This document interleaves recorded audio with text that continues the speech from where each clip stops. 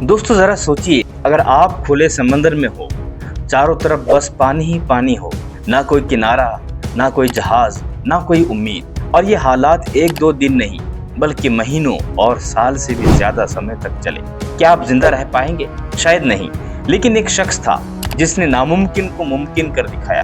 उसका नाम है जोस साल्वाडोर एल्वारेंगा। दोस्तों आज मैं आपको एक ऐसी सच्ची कहानी सुनाने जा रहा हूँ जिसे सुनकर आप हैरान रह जाएंगे। ये कहानी है जोस साल्वाडोर एल्वारेंगा की, एक ऐसे मछुआरे की जिसने खुले प्रशांत महासागर में पूरे 438 दिन अकेले बिताए और मौत को हराकर वापस लौटा। ये सिर्फ एक कहानी नहीं बल्कि इंसान की हिम्मत और जिंदा रहने की जबरदस्त इच्छा शक्ति का प्रमाण है। दोस्तों अगर आप हमारे चैनल पर नए हैं तो चैनल को सब्सक्राइब करके बेल नोटिफिकेशन को ऑन जरूर कर देना। चलिए शुरू करते हैं। दोस्तों बात है नवंबर 2012 की। मेक्सिको के एक छोटे से गांव कोस्टा अजूल में रहने वाले 36 साल के जोस साल्वाडोर एल्वारेंगा एक अनुभवी मछुआरे थे। 17 नवंबर को जोस अपने 22 साल के साथी एजुकियल कार्डोबा के साथ मछली पकड़ने के लिए निकले। उनकी एक छोटी सी नाव थी, लगभग 7 फुट लंबी, जिसमें एक इंजन, एक छोटा फ्रिज और एक रेडियो था। उन्होंने सोचा था कि वह सिर्फ 30 घंटे में वापस आ जाए, इसलिए वे थोड़ा सा ही खाना पीना लेकर गए थे। वे मेक्सिको के तट से करीब 120 किलोमीटर दूर समुद्र में गए। लेकिन किसे पता था कि किस्मत को कुछ और ही मंजूर था।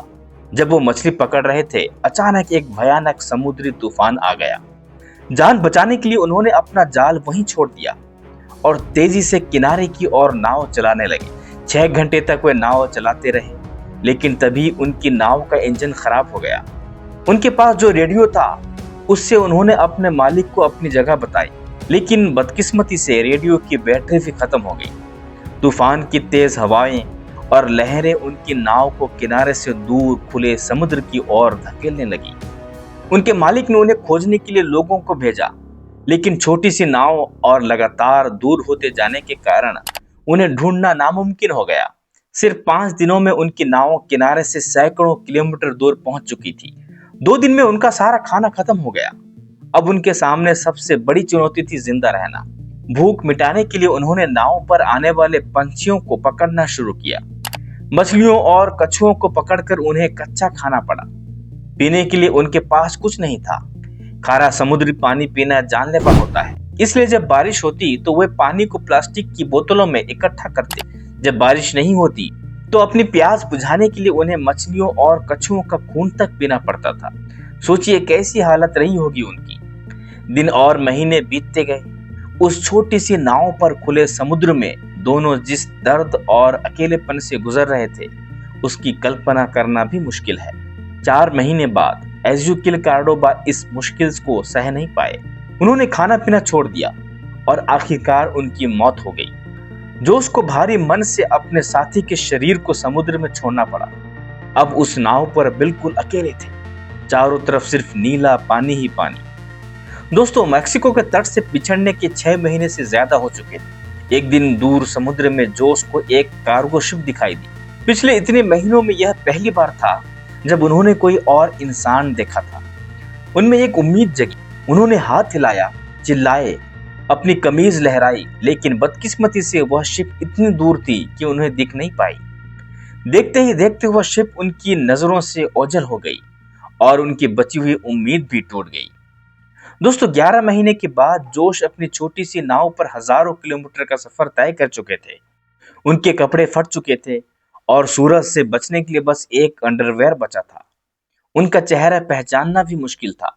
आखिरकार 438 दिन बाद 30 जनवरी 2014 को जोश को अपने आसपास नारियल तैरते हुए दिखाई दी और पंछी मंडरा रहे थे। उन्हें समझ आ गया कि कहीं आसपास जमीन जरूर है। थोड़ी देर में उन्हें एक छोटा सा आइलैंड दिखाई दिया। वह इबोन एटोल था, जो मार्शल आइलैंड का एक बहुत छोटा सा आइलैंड है। उनकी नाव मानो चमत्कारिक रूप से उसी आइलैंड की ओर चली गई। किनारे पर पहुंचकर उन्होंने एक घर देखा और फिर एक इंसान। 14 महीने के बाद वह पहली बार किसी जिंदा इंसान को देख रहे थे। उनकी आंखों से आंसू झलक पड़े। आइलैंड के लोगों ने तुरंत उनकी मदद की। जब उन्होंने अपनी कहानी सुनाई तो किसी को यकीन नहीं हुआ, लेकिन जब उन्होंने अपने मालिक को फोन किया तो उनकी पहचान की पुष्टि हुई।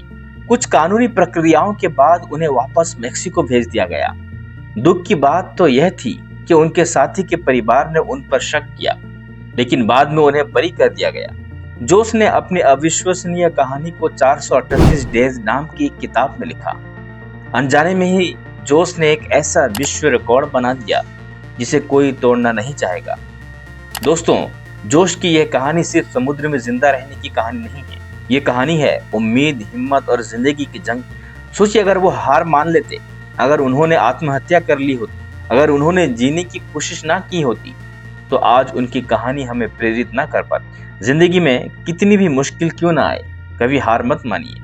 हर अंधेरे के बाद रोशनी आती है और जोश ने हमें ये साबित कर दिखाया है। दोस्तों, अगर ये वीडियो आपको इन्फॉर्मेशन लगा तो हमारे चैनल को सब्सक्राइब करके बेल नोटिफिकेशन को ऑन जरूर कर देना।